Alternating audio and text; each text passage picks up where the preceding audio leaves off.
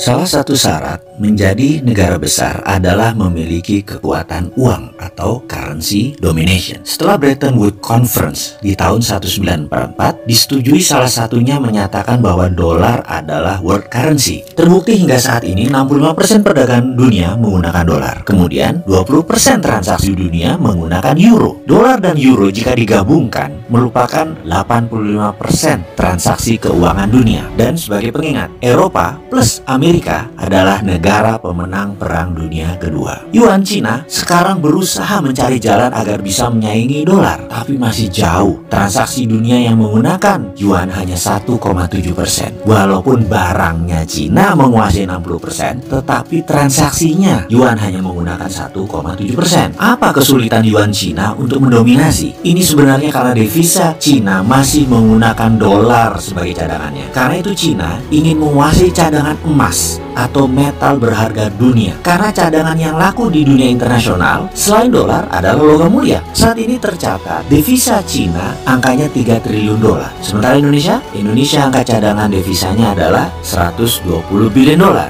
Yang terbanyak dolar tersebut dipegang swasta lagi. Dari 120 billion itu, kita juga belum tahu sudah dihitung dengan hutang nasional belum. Alias kalau kita bayar hutang tersebut, jangan-jangan cadangan devisanya nol. Kembali topik bahasan, yaitu currency domination. Ada hal yang di Baltimore, Amerika sering lakukan, yaitu simulasi currency warfare oleh Pentagon. Simulasi currency warfare itu banyak jurusnya. Misalnya di tahun 1977, 1981 ini malah bukan simulasi. Dolar ditebas hingga 50% nilainya. Dalam taktik perang, dolar tadi menggunakan strategi yang namanya dollar reset value. Ini bagian dari currency warfare. Selain mereset value-nya, ada juga strategi lain, yaitu dolar fisiknya diganti. Kalau fisiknya diganti, ya nilainya ikut diganti. Misalnya, mata uang dolar sekarang diganti dengan mata uang yang baru dan nilainya tinggal 50%, katakan. Amerika bisa lakukan itu, bisa buat dolar baru. Bagi Amerika, nggak ada masalah karena cadangan dia 78%-nya kuat untuk mencetak uang baru. Dicoba misalnya, dolar lama nilainya menjadi setengah dolar baru. Itu simulasi reset value 50%. Apa yang terjadi kalau dolar di reset 50%? Ya brodol, aset 120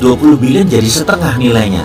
Yang tadinya bisa menghidupi 6 bulan kebutuhan bangsa Indonesia, sekarang cuma 3 bulan. Setelah itu kering dan pasti chaos di mana-mana. Dan apa yang terjadi dengan Cina? Sama persis seperti Indonesia, hanya impact-nya tidak sebesar Indonesia. Mengapa? Begini sederhananya. Kalau kita hidup punya tabungan besar, kita bisa hidup dari dividen tanpa gaji bulanan atau tanpa punya income bulanan. Tetap kita bisa hidup karena tabungan kita besar. Kita bisa invest kemana-mana. Atau sebaliknya, gaji kita bulanannya besar, pendapatan lain-lainnya besar. Kita taruh di saham, punya properti, kita punya multi streaming of income yang besar. Maka walau tanpa tabungan yang besar, kita tetap hidup layak. Cadangan devisa itu adalah tabungan deposito. Surplus trade balance itu multi streaming income. Indonesia cadangan devisanya besar nggak? Kemudian kita tanya lagi, Indonesia perdagangan surplus nggak? Oke, kita jawab sendiri ya, urusan itu nanti ya. Cina bagaimana? Cina begitu currency warfare diterapkan oleh Amerika dengan mereset value dolar yang menerbitkan dolar baru, didiskon 50%, maka cadangan devisa Cina benar tinggal setengahnya. Tetapi karena trade balance Cinanya surplus, maka impact-nya tidak telak seperti yang didapat Indonesia karena defisit neraca perdagangan kita minus. Sudah itu cadangan kita kecil, kita kepukul. Kalau dipotong 50% kepukul, apalagi dipotong 80%, bangkrut Indonesia. Kembali lagi ke masalah kita. Karena kita